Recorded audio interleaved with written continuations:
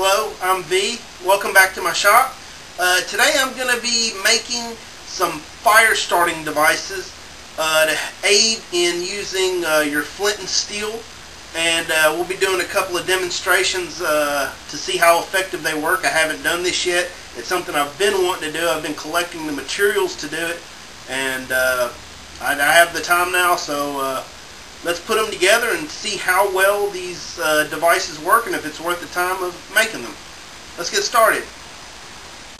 Okay, what we're going to do today is make us some fire starting devices that will work with our magnesium block and the ferrocite rod and your striker.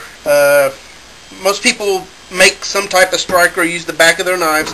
That's fine. A lot of the knives today are stainless, so we greatly reduced amount of spark. Mine, I've custom made a striker.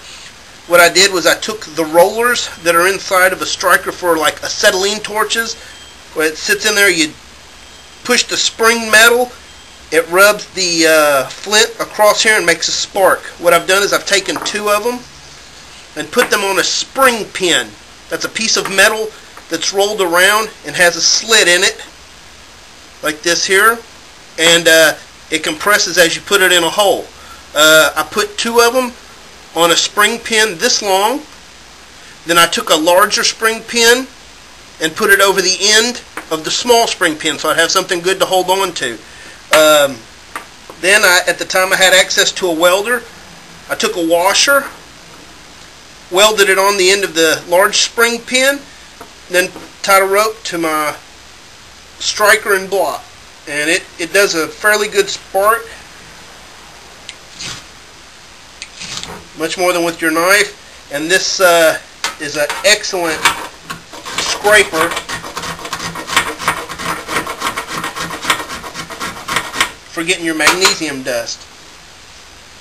Okay. Just a few and we got almost a dime-sized piece there. We'll hold off on this part. What I have here is a tub of dryer lint. I asked my wife to start collecting this for me so I can do this project, and being that I have a good woman, she's gathered, this is actually the second or third tub she's got for me. She just keeps doing it till I tell her to quit. So take a little piece. I'm not going to fluff it up or nothing. I saw one guy who inspired me to get off my butt and do this. He used cotton pads that were round, and one side was kind of a tight texture and the other side just a little bit of fluff to it. The only problem I saw with what he was doing is he didn't bother to try to fluff them or anything. You need fluff to catch a spark. But here we have dryer lint. I'm not going to do anything to it. This is our first test. All I'm going to do is see if it'll catch a spark.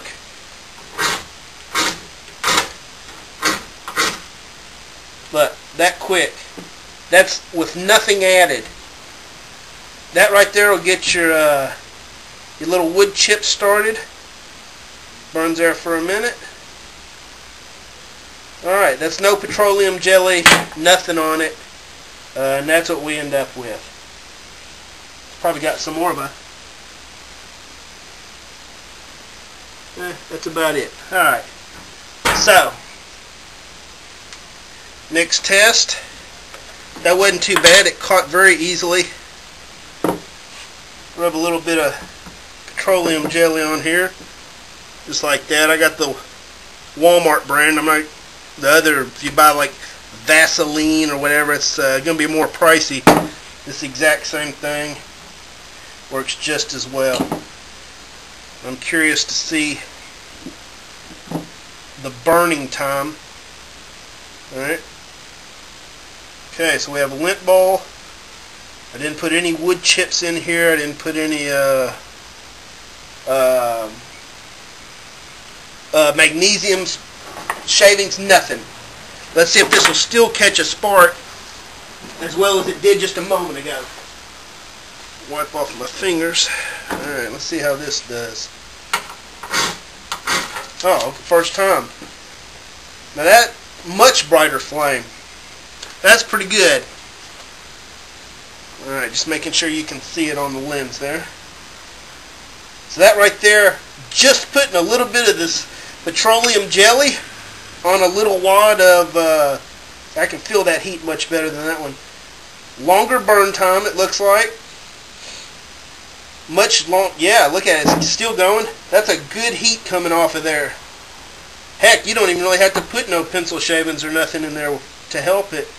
I've collected some sawdust. I have here a bag of pencil shavings. I have a pencil sharpener me and my kids use here in the garage, and I collect those as part of this project. It looks like, really though, I'm not even going to need to put that stuff in there. I can just wad up some dryer lint with petroleum jelly. I mean, look at that. That is freaking amazing. After we do a couple tests in here, we'll actually go outside and do an actual fire starting in the fire pit we have out there. That's awesome. I had no idea that this stuff was that effective. I mean, look at that. I can just yap and yap all day long and it keeps burning. Alright, let's put this out and let's try one with the... And that was on the first spark. I struck a second time, did not need to. Let's put that out. Look at that. That's freaking awesome. That's good stuff right there. Alright. Really, all these other tests now seem kind of pointless. Let me open up the pencil shavings.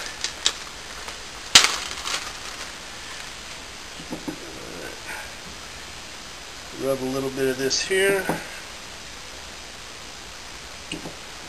Stuff's cheap. Alright. Take some pencil shavings. Put that in there.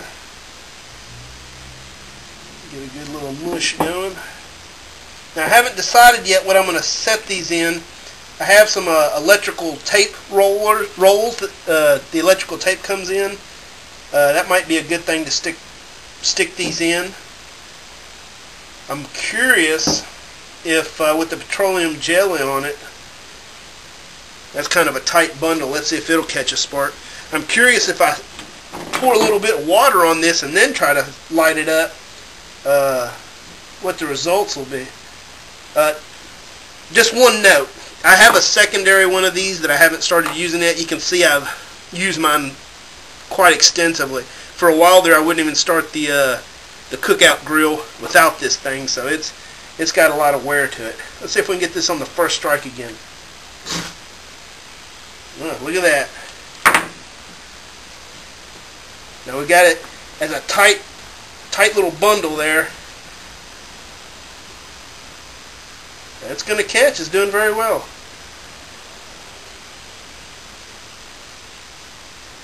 So it looks like our key ingredient is the petroleum jelly. That makes huge difference. I mean, Dryerland, anytime we go to our local park around here and grill out, we usually collect wood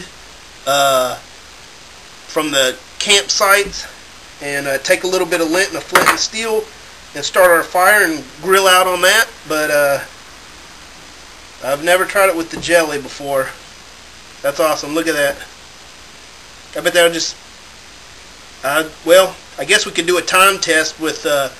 it'll show up on the YouTube video counter how long it's burning. That's pretty good right there with the wood chips in it. What I had prepared was a tube of magnesium shavings that my buddy Rick prepared for me. Actually, I have a couple tubes. I couldn't put them all in one. We used to have a lot of time at the former job we had, and he just spent a day one day sawing up a magnesium block, created a lot of shavings and gave them to us. I thank you for that, Rick. Look at that, right there. No need to buy any fuel starters, little special matches. I mean, if you got this and clean out your dryer, buy you a little tube of this. Heck, I don't even remember how much this cost, but it's well worth the money. I mean, right there you could make, geez, I mean, how many fires can I start with this, you know?